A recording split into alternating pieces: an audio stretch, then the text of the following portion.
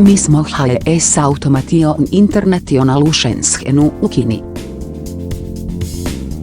15 godina iskustva u industrijskoj automatizaciji.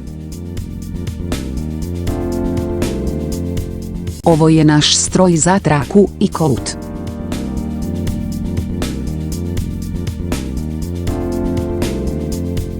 Fleksibilno hranjenje s vizualnom CCD provjerom.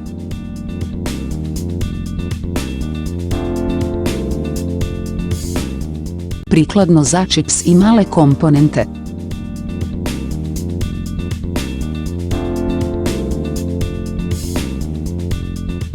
Komponente se mogu staviti u ladice ili trake.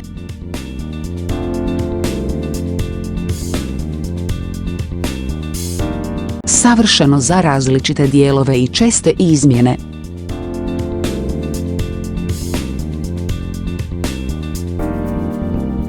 Koristi se za automobilsku, kozmetičku, elektroničku, medicinsku. Nudimo prilagođeno rješenje.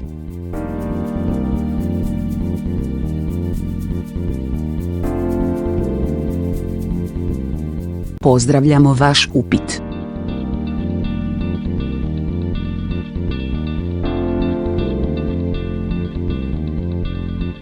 HS Automatizacija, učinite boljim rad i život.